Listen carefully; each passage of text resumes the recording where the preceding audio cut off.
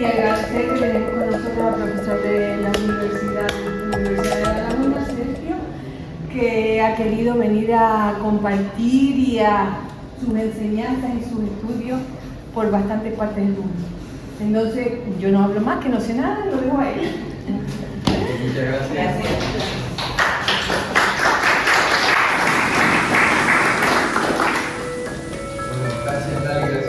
Gracias a todos los que están aquí, gracias a Roberto por permitirme estar hoy con ustedes. Estoy encantado de poder compartir nuestras investigaciones en la universidad sobre el silencio mental. La propuesta que para hoy era hacer una introducción a lo que es la neurociencia y la meditación, principalmente el silencio mental. La segunda parte sería la principal, que son nuestras investigaciones en la universidad sobre este tema. Y el tercer punto es una breve meditación guiada donde ustedes pueden percibir y experimentar esto del silencio mental. Bueno, en la primera parte, la neurociencia, que es sobre lo que nosotros investigamos, como probablemente saben, es la parte de la ciencia que estudia el sistema nervioso, en todos los seres vivos, pero especialmente en el cuerpo humano, y dentro del sistema nervioso el cerebro. El cerebro se dice que es la central que controla, recibe toda la información, y hay un debate a nivel científico si todo está en el cerebro o si hay algo más además del cerebro. Hoy en día contamos con equipos como los que usamos en nuestra investigación, el escáner de resonancia magnética, que nos permite ver muchas cosas del cerebro, entre ellas ver qué partes del cerebro se están activando en cada momento. Ustedes, si me están escuchando ahora, probablemente esta área que está ahí marcada en rojo, el área de Wernicke, de la comprensión de la recepción auditiva, probablemente está activa. Entonces, hay muchas cosas que sabemos del cerebro, sabemos cómo llegan las entradas de la audición, de la visión, del tacto, toda la parte motora, pero todavía quedan muchísimas cosas por investigar. Gracias a Dios, por eso podemos seguir investigando sobre el cerebro.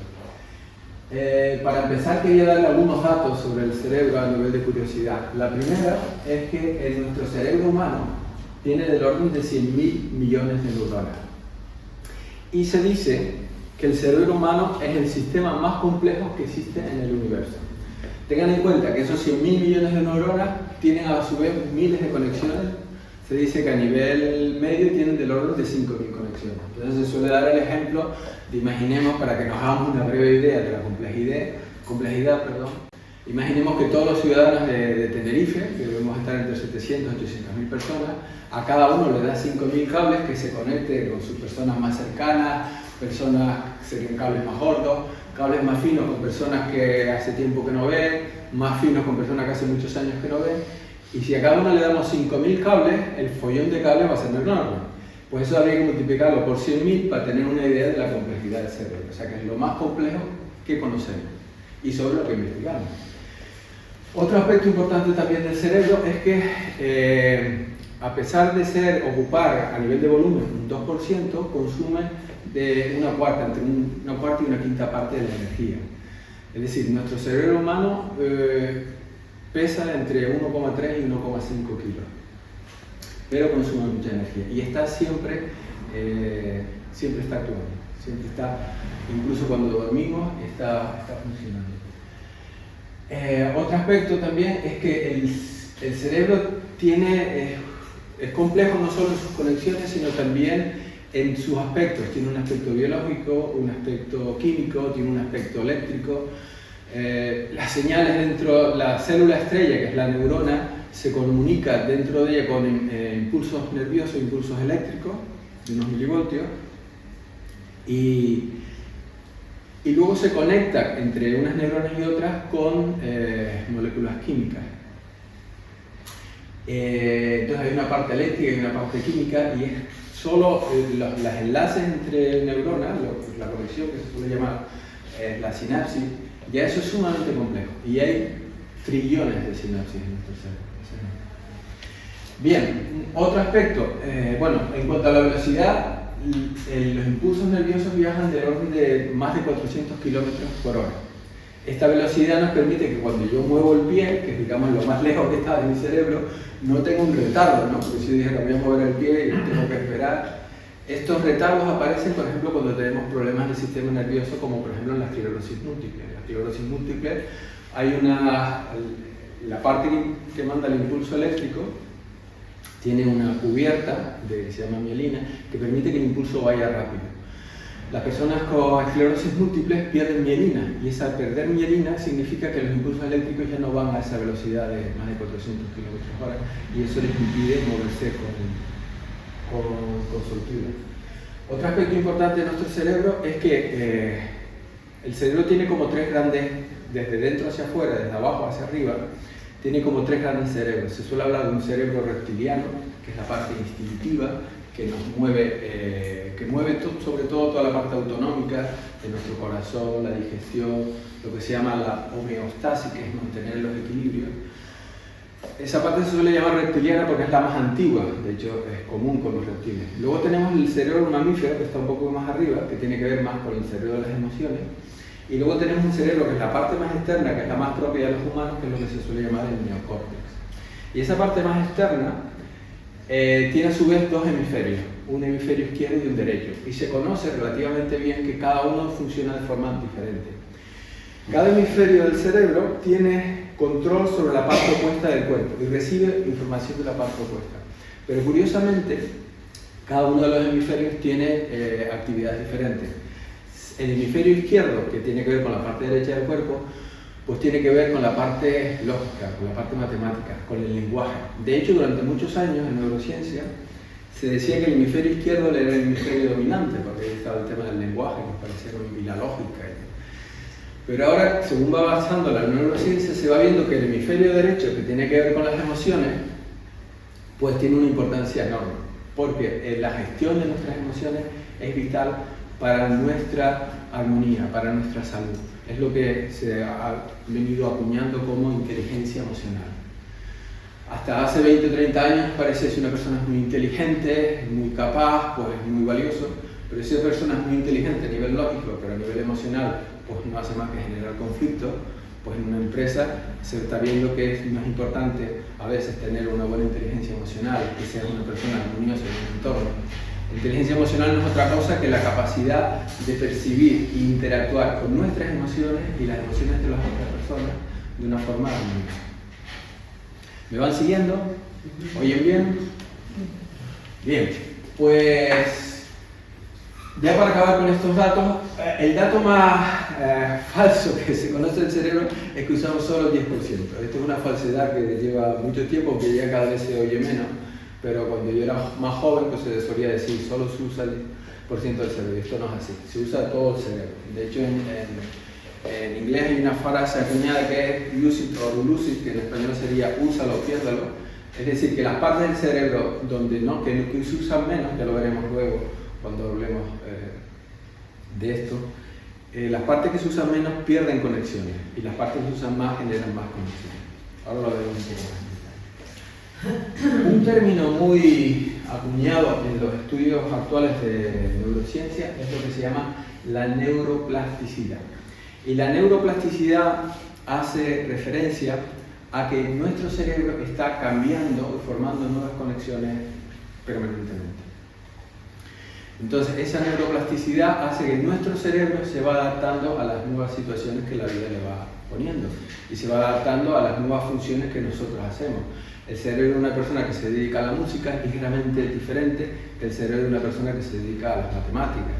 Entonces, dependiendo de las partes del cerebro, se sabe que las diferentes partes del cerebro están asociadas a diferentes funciones.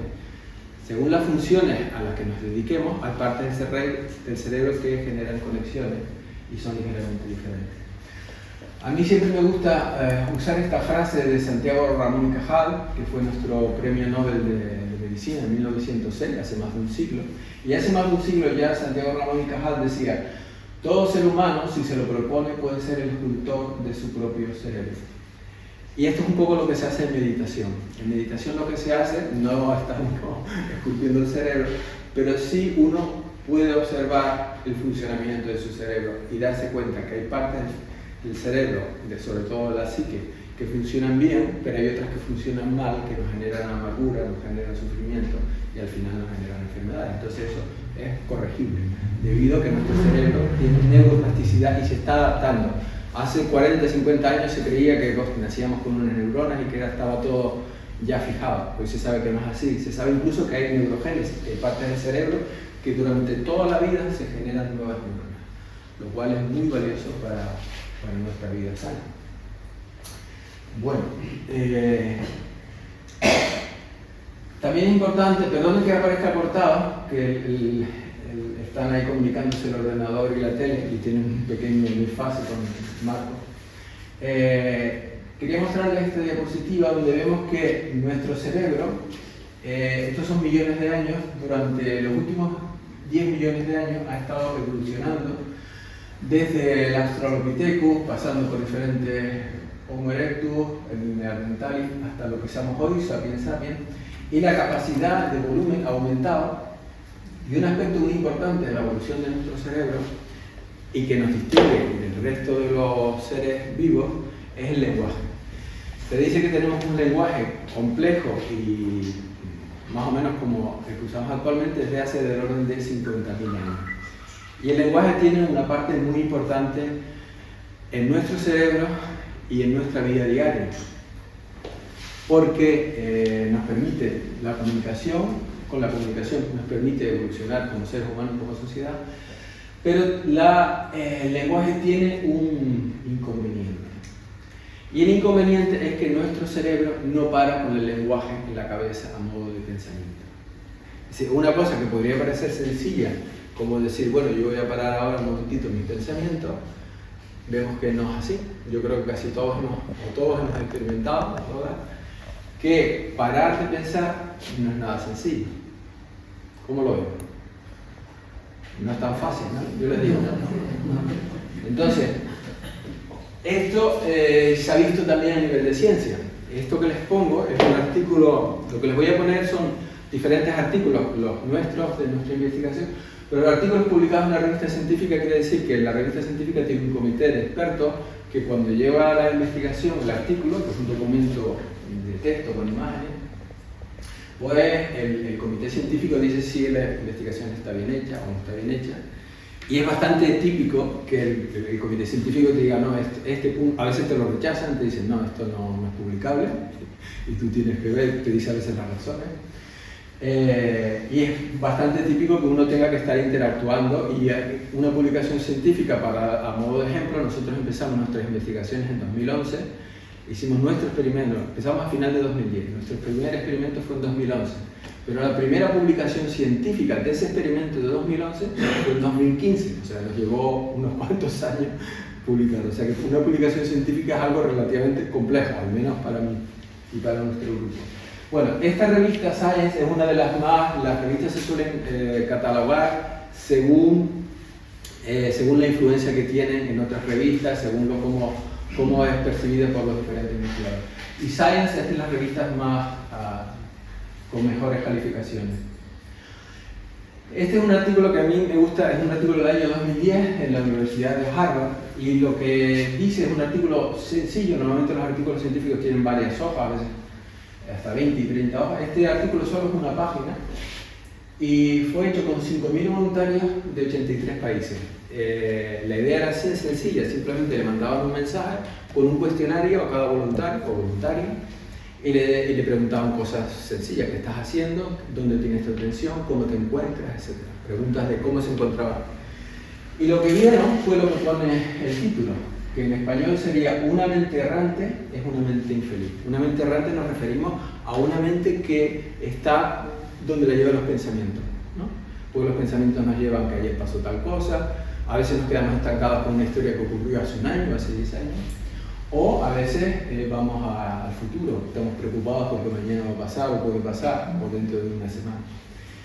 Bien, la conclusión, que se las leo en castellano, de este artículo, lo que es el último párrafo, dice: en conclusión, una mente humana es una mente errante.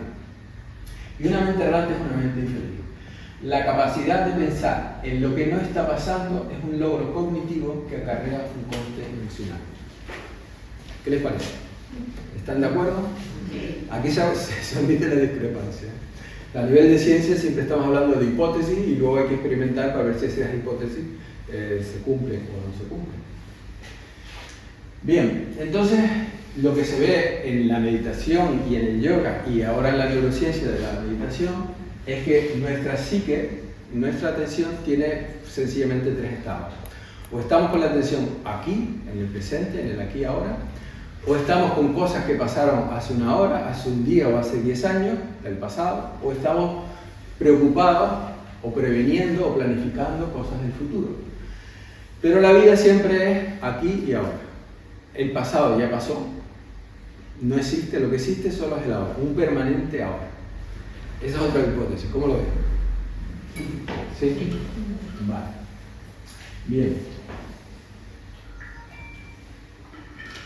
Entonces, lo que se ve también en investigación de neurociencia es que cuando estamos más en el aquí y ahora, mejor está nuestra salud.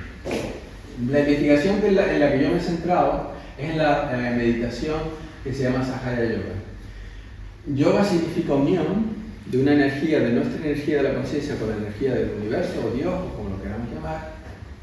Y Sahaya significa nacido común. Este es un tipo de meditación creado o actualizado, porque el término Sahaya existe desde hace muchos siglos, por Srimati Nirmala Devi, que fue la fundadora y que encontró un camino por el cual el esquema del yoga, que está aquí en pequeño, luego lo pongo más grande, pues podía uno interactuar con él. Un aspecto que sí me gusta mencionar es que el texto más antiguo del yoga, que se llaman los Yoga Sutras de Patanjali, que se data varios siglos antes de Cristo. Patanjali se dice que era un sabio iluminado. Y entonces tiene un libro realmente cortito, que debe ser como 80 páginas. Y entonces ahí él tiene, pues, de su estado de iluminación, pues él compartía lo que percibía. Y entonces él decía, el yoga implica la supresión de las modificaciones de la mente. El yoga, ese estado de unión con el universo, implica o está asociado a la supresión de las modificaciones de la mente. Y esas modificaciones de la mente es lo que llamamos básicamente los pensamientos y las emociones asociadas a los pensamientos. El tipo de meditación con el que yo investigo tiene este sistema sutil basado en el yoga clásico, y lo que tiene de especial es el poder interactuar con él desde la primera meditación. Básicamente es que tenemos una energía especial que se llama Kundalini, que está en el hueso sacro. Saben que la palabra sacro viene de sagrado, y esto viene de los griegos, porque descubrieron que el hueso sacro era cuando se hacían las cremaciones, era el último hueso en desaparecer. Entonces vieron que había aspectos sagrados en él. Entonces se dice, y esto es en prácticamente todos los caminos espirituales de Oriente, que cuando esta energía Kundalini llega a nuestro cerebro y trasciende, se produce lo que es el yo, la conexión con el todo. Y cuando la energía Kundalini atraviesa todos estos centros que están perfectamente purificados, somos un iluminado. El camino que mejor lo representa es el de Buda, ya que la palabra Buda significa iluminado. El camino de Buda él purificó todo su cuerpo sutil, y cuando todo su cuerpo sutil, después de años de meditación, estaba perfecto, su Kundalini subió en la totalidad. El camino de Sahaya Yoga es que desde la primera meditación, como este sistema sutil tiene sus cosas, por decirlo de alguna forma, la energía Kundalini se dice que es una energía maternal benevolente, que ella sabe todo sobre nosotros y quiere lo mejor para nosotros. Entonces, cuando la energía sube a través del canal central, ella va mostrando cómo están estos centros, y va mostrando los centros, si están débiles, los muestra, son 7 centros principales, los chakras. 5 se perciben en las yemas de los dedos, el primero en la base y el último en el centro. Entonces, cuando uno se sienta a meditar, básicamente la meditación consiste en abrirnos a nuestra propia energía Kundalini, y uno empieza a percibir y experimentar con eso. Y otra de las particularidades que tiene es que cuando llega a nivel del cerebro, facilita ese estado de silencio mental. O sea, tenemos la capacidad de estar en silencio mental, en paz, y un estado de gozo. Y a la vez estamos alertas, o sea, estamos en silencio mental, pero plenamente conscientes de nuestro entorno. Esto es una representación de un poco más o menos cómo funciona. Básicamente, este sería el meditador con su sistema nervioso y su cerebro, y esos sistemas nerviosos coinciden en varios aspectos con el aspecto sutil del yoga de los centros, y tenemos nuestra energía kundalini en el hueso sacro, que cuando se le pide de una forma sahaya, quiere decir de forma natural, que suba, pues ella al subir va purificando los centros. Los chakras, la palabra chakra significa rueda, y de hecho cuando el chakra está en buen estado gira energéticamente. Y cuando llega al último centro, se dice que tiene lugar el yoga, esa unión de nuestra energía, nuestra conciencia, con la conciencia del universo.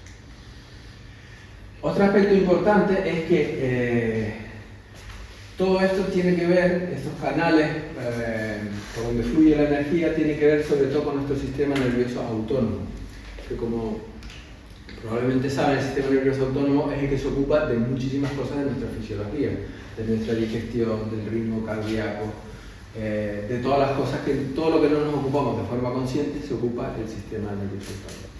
A su vez, el sistema nervioso autónomo tiene dos partes, una parte para principalmente la acción, que es lo que llamamos el sistema nervioso simpático, y una parte para la relajación, para la nutrición, para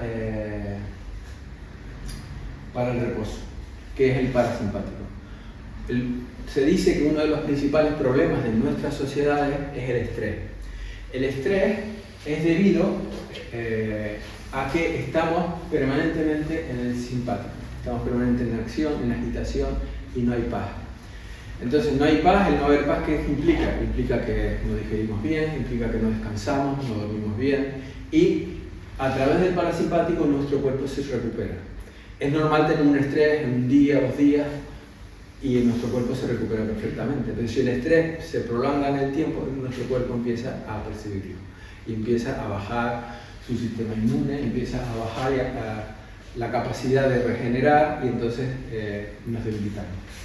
Por lo tanto, un aspecto muy importante es que cuando la energía kundalini fluye, activa el sistema nervioso parasimpático, facilita la paz y facilita la reducción del estrés, la reducción del sistema simpático.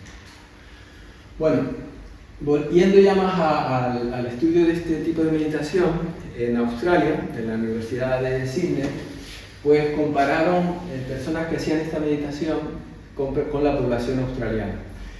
Entonces utilizaron un cuestionario que usaron mucho en psicología, el SF36, pues son 36 cuestiones, y le compararon los meditadores, que eran más de 300, con la población australiana. Entonces, la población australiana está representada con esta línea amarilla, en torno a 77 en este cuestionario. Y entonces estuvieron viendo qué es lo importante, qué definía la salud de los meditadores en comparación con la población australiana. Y lo que vieron es que el principal factor era las veces que los meditadores llegaban a ese estado de silencio mental. Aquellos meditadores que tenían el silencio mental varias veces al día eran los que mejor salud mental y física, pero sobre todo mental, tenían una salud cercana al 90%.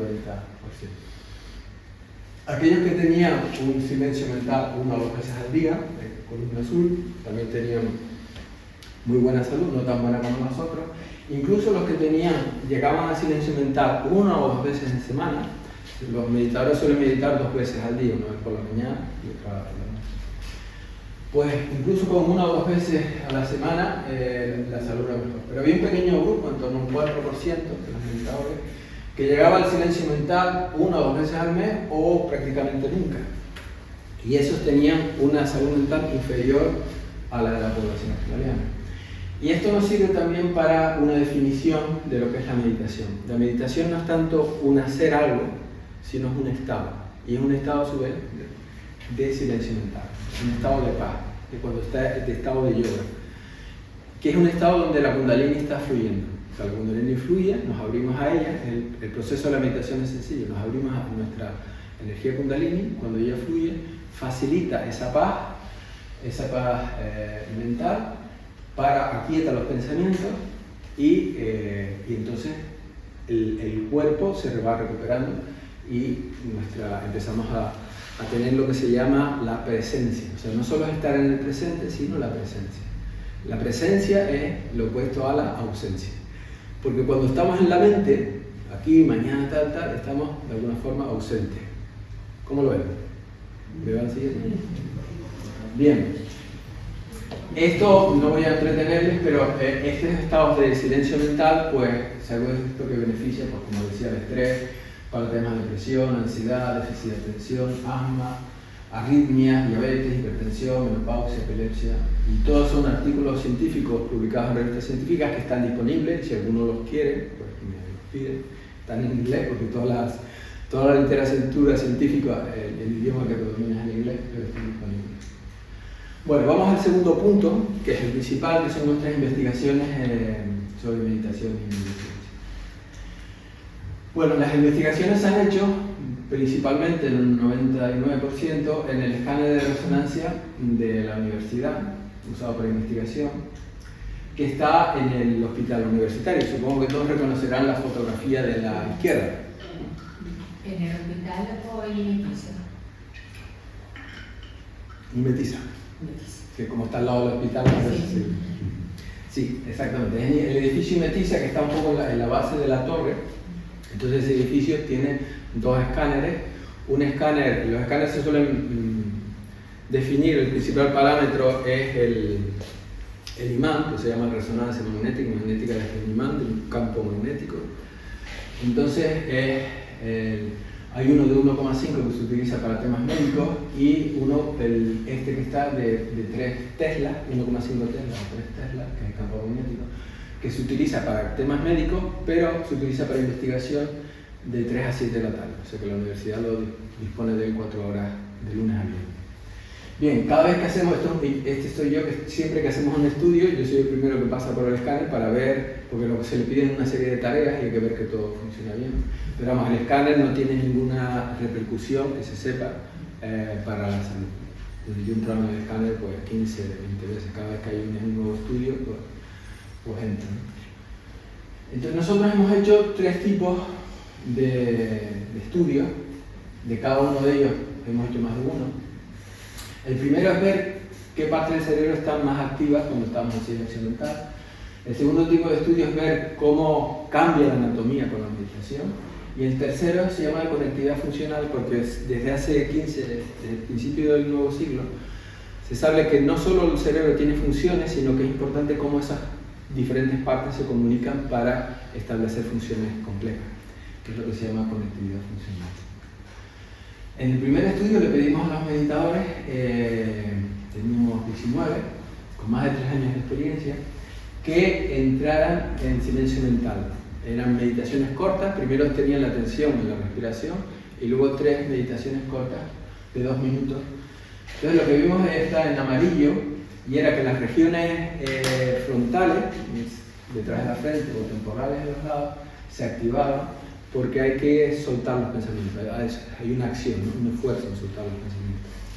En la segunda meditación había bajado mucho la actividad. Y en la tercera, pues la principal área es lo que se conoce como la ínsula, en el hemisferio derecho. Y la ínsula tiene muchas funciones que tienen que ver con nuestras emociones, pero tiene una especial que es la que se llama interocepción. Y la interocepción... Lo que te quería preguntar es, si este estudio que tú has hecho lo has comparado con gente que no tiene idea de lo que es una meditación, ejemplo yo. Sí. En este no, pero en otros sí. Y hay una gran diferencia, ¿no? Sí, claro. Vale. De todas maneras, al final de la charla tendremos un turno de preguntas. Bueno, de todas maneras, cuando quieran cualquier duda me levantan la mano, pero al final que sepan que vamos a tener un turno de preguntas para las dudas. Nada, encantado. Lo que decía, el área que se veía se llama ínsula, saben que es de isla, y en el hemisferio derecho tiene que ver con la interocepción. La interocepción es la capacidad que tenemos de percibirnos por dentro, y eso es muy importante, porque cada vez una persona con buena interocepción pues puede percibir cada vez que se va fuera del equilibrio. O sea, los meditadores con la práctica de la meditación empiezan a ver que pueden estar en paz, ¿no? Que pueden estar en paz y armonía. Y cada vez que se van de ahí, pues se dan cuenta. y entonces pues vuelve. Es así de sencillo, puede parecer complejo. Yo tengo ahora estamos haciendo un estudio normalmente todos mis estudios han sido siempre con grupos. Ahora estoy haciendo un estudio con un solo yogi que tiene un estado ya de iluminación, y este yogi dice la principal tarea de un yogi es gozar de su existencia. Y fíjense que esto parece simple, pero es muy importante, porque quiere decir, tú a lo largo del día te preguntas, estoy gozando de mi existencia, de ser, de lo que sea, de un canto de un pájaro, de la sonrisa de una persona, o no estoy gozando. Cuando no estás gozando, ¿por qué no estás gozando? Normalmente es porque tienes una película, ¿no? Porque tal o cual cosa, fíjate tú la otra persona lo que me hizo. Entonces nos montamos películas que las montamos nosotros y nos hacemos sufrir, ¿no? Parece un poco contradictorio, ¿no? Pero es algo que es así. Entonces en la tercera meditación pues vimos esto, la activación de la ínsula, y como les digo, esto lo hicimos en 2011 y se publicó en esta revista. En 2015 la revista sería, en castellano sería Revista Científica sobre la medicina alternativa y complementaria. Y el título, de lo que en castellano es Medida de la actividad neuronal del estado de silencio mental durante la meditación de Sahaja.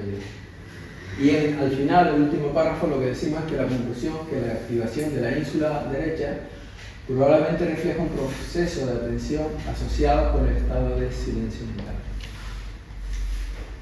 La parte más donde nuestra investigación ha tenido más repercusión en el mundo de la ciencia, de que nuestros artículos han sido un aspecto importante cuando uno hace investigación, es que un aspecto importante es que se publique, ¿no? En revistas científicas. Hay un índice donde están todas las revistas científicas, y mientras no publica una revista científica es prácticamente que no existe a nivel de ciencia.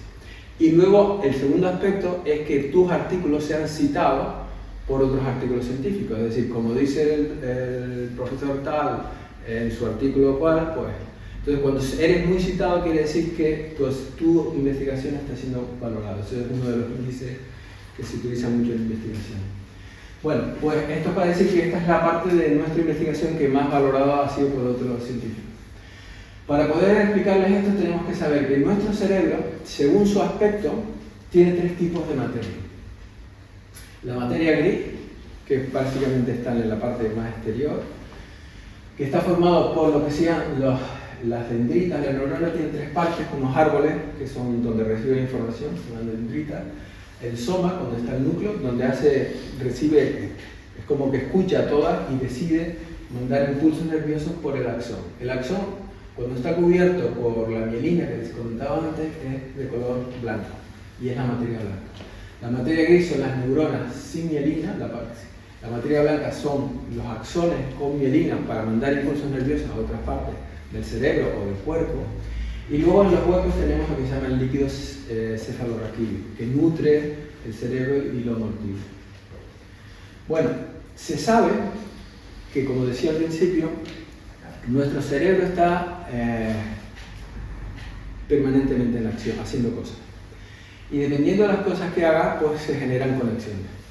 Este estudio se hizo con estudiantes que aprendían artes malabares de tener varias pelotas en el aire.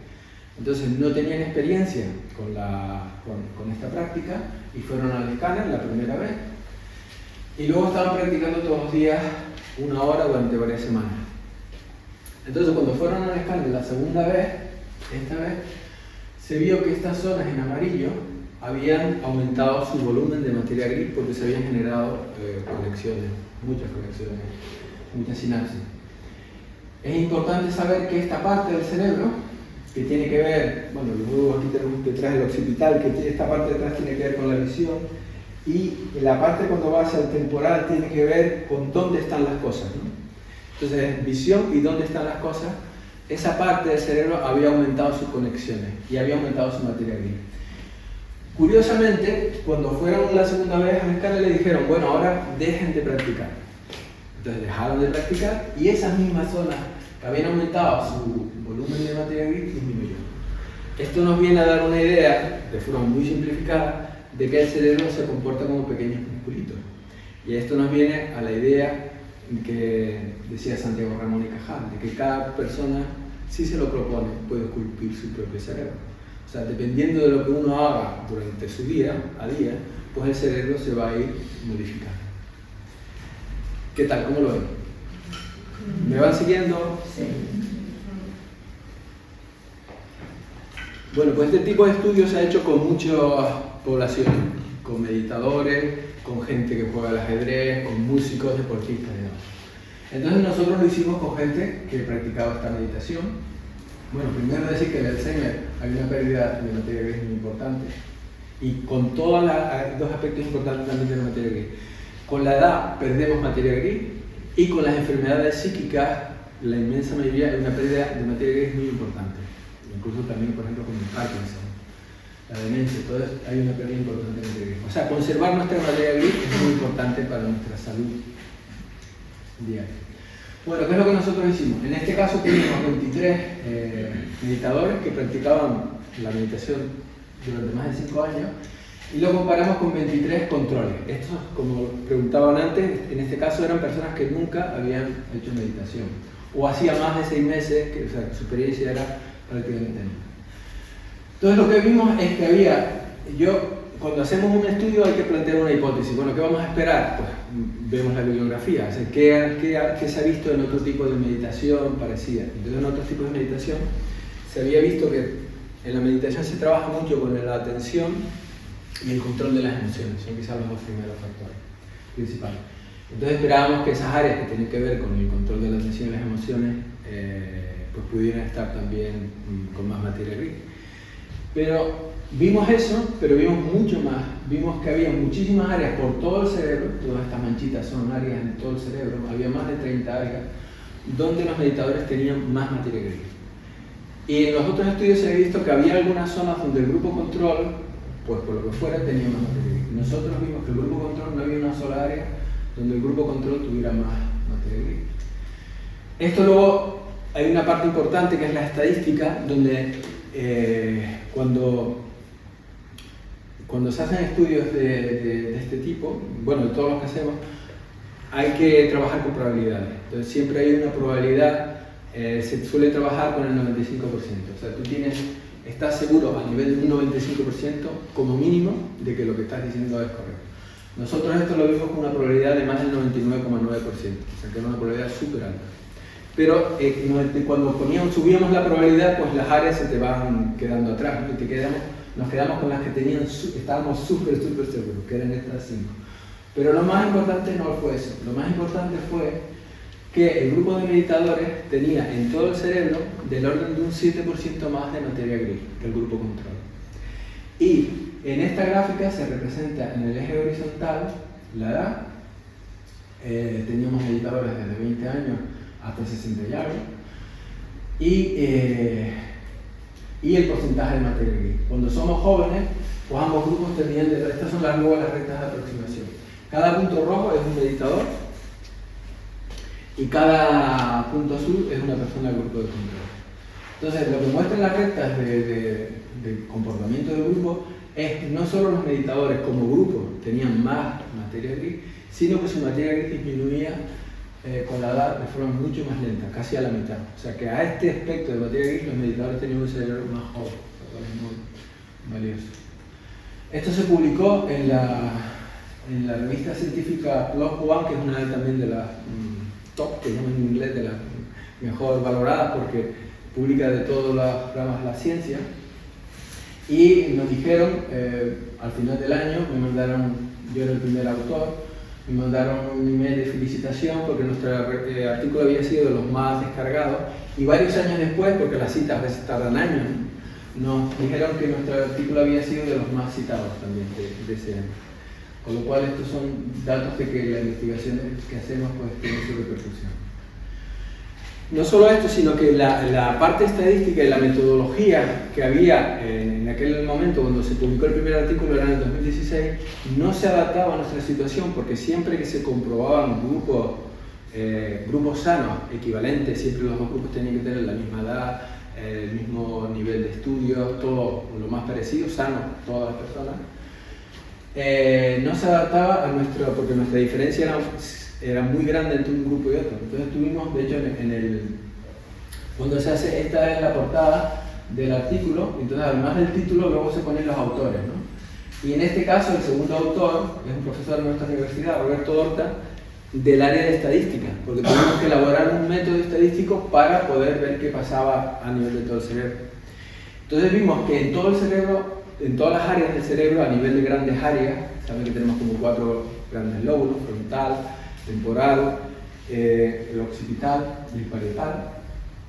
En todos los lóbulos los meditadores tenían más, pero a nivel de probabilidad, que estamos muy seguros de que esa diferencia no es por casualidad, en las áreas frontales, que definen mucho de nuestra personalidad, de nuestro autocontrol, en el lóbulo temporal derecho, en rojo, bueno, vimos que había una diferencia muy significativa. Y esta diferencia era la mayor que se ha publicado en una revista científica, entre grupos sanos. Cuando se ha publicado una diferencia de este orden, es porque una población es mayor y la otra es más joven, o porque una población está sana y la otra tiene alguna enfermedad.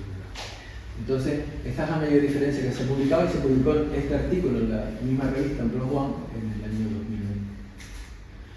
Y bueno, ya acabo con la última parte de conectividad funcional.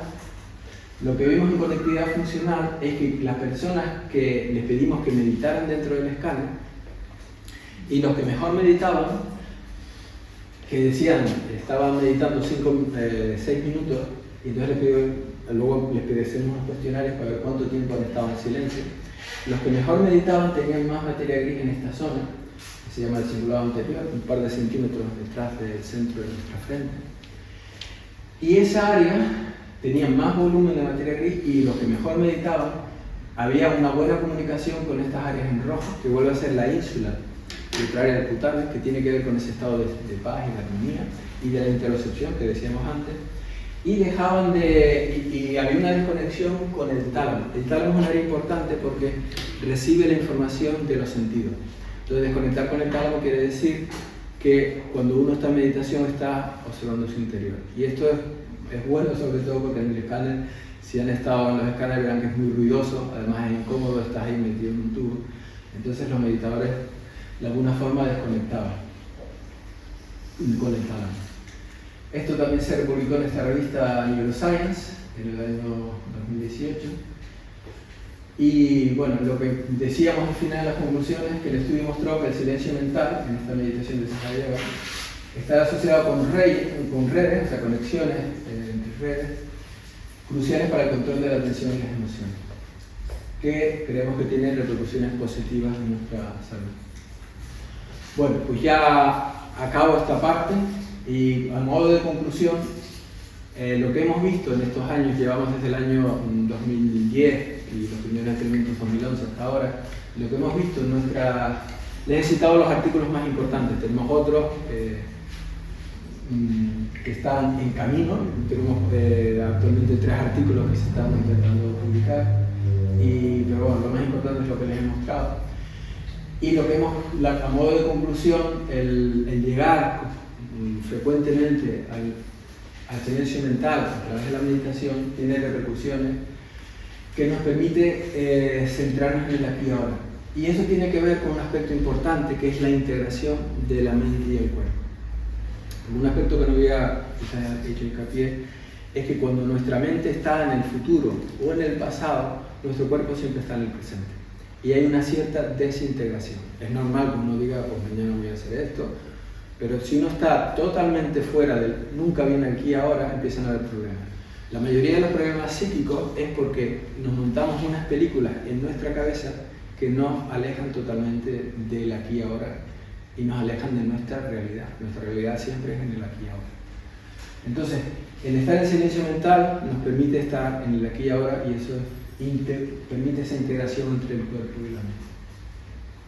Esto permite a su vez una mejora de la salud física y mental, y como vimos con el tema de la materia gris, hay un rejuvenecimiento en nuestro cerebro, y esto facilita, vemos también que hay una mejora en la atención, la capacidad de estar concentrados en el presente, y un mejor en el control de las emociones, lo que podríamos hablar de inteligencia emocional. Y esto tiene que ver también con lo que les mostraba en el primer artículo hecho en la Universidad de Harvard, de la mente errante. El estar en el aquí y ahora, en el silencio mental, nos permite salir de ese interrante, teniendo una vida más armoniosa y gozosa. Bueno, pues esto era principalmente lo que les quería comentar. Toda la investigación, esta investigación no la he hecho yo solo, tengo la suerte de tener buenos colaboradores en universidades europeas, en Estados Unidos y aquí en España y también en la universidad. Y todos los artículos científicos que les he mostrado están en mi página web, se los pueden descargar. También cada vez que hay un artículo científico hay una nota de prensa que sale y luego aparece en los periódicos y suelen haber entrevistas de radio. Está todo disponible en mi página web, que es mi nombre, sergioeliashernandez.com. Y ahora tenemos el turno de preguntas. No sé si tienen alguna duda o curiosidad. ¿Sí?